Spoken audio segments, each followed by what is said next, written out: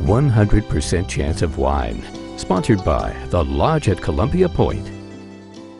Today on 100% Chance of Wine, we're here at Spring Valley Vineyard, and I want to dive more into talking about the wines. You guys work closely together. You have Kate and we have Serge, winemakers. What does an average day look like for you guys? It depends on the season. Yeah.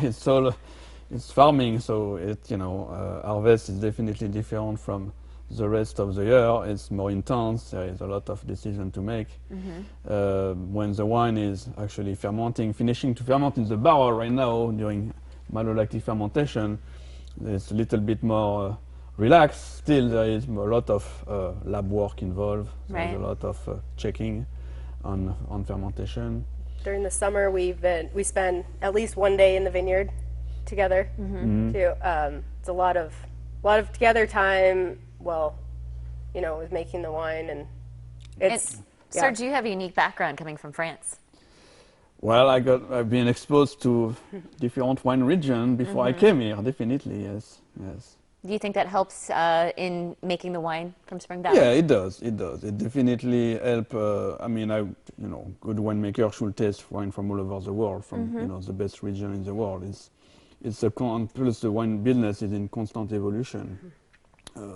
The wine I was drinking 30 years ago are not made the same anymore. The vineyard are still around, but it's definitely an evolution everywhere in the world as far as making wine. Right. So. Each label is someone from your family. Yes, they're all family members, people who have farmed the land previous generations.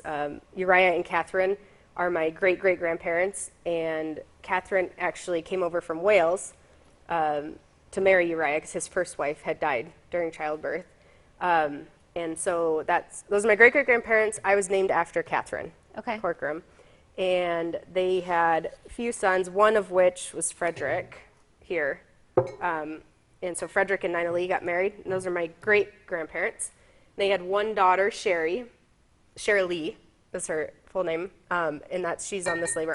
Our Petit Verdot is the Sherry Lee label, and she's on her horse, Landra. And that's my grandma.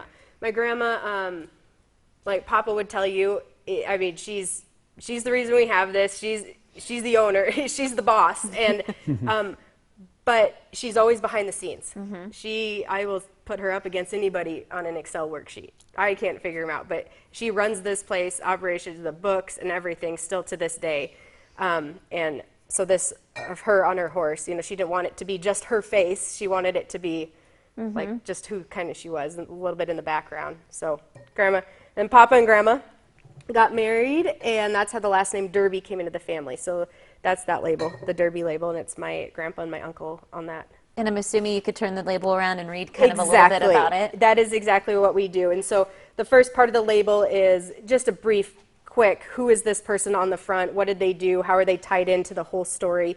And then at the bottom, something Serge has pushed for and that we have wanted for a while is we're going more towards not tasting notes on the back, but we are the place of the vineyard that this came from. Like what blocks did it come from? If it's 100%, or that more focusing on that, the story of it and where it came from in our vineyard, because we are a state, rather than this is what we tasted on this day. Right. So any new labels that you're going to be adding to the family anytime soon? You never know. We have just a generic club label that we do. It's kind of just a aerial shot of the vineyard, the one that's at the tasting room stuff, but that we've put to those right now, and so, but you never know as we go forward. Yeah. But we do the Malbec, we do 100% Malbec and whole cluster Syrah, and then we also do a Viognier and Rosé that all have that generic club label on. So those club wine came same thing with an idea of actually. It was in 2014. Same thing to even make wine with even less alcohol. Yes. And age in mostly neutral oak, almost no new oak at all, to make more old world style wine. And of course, we don't want to touch those, the wine we have made before. There's a style. There is, that's what people are expecting when they buy a bottle of Uriah or Frederick or Nina Lee. So that's why we came with those idea of club wine, where we're a little bit in the more not freedom, but hey, let's try something new. Let's try clay, amphora, less new oak, pick super early, with stem, fermentation with stem. You know, those things turn out really good. And we bottle them by themselves with a club wine club label. Yeah. And it works. It works very well. I mean, it's different from actually the current line. Still, it's similar. The Vineyard is the same, and the Vineyard is usually the winner. You know, I mean, you know, if you should be the winner. Yeah. You should test Spring Valley terroir in all our wines. Yeah.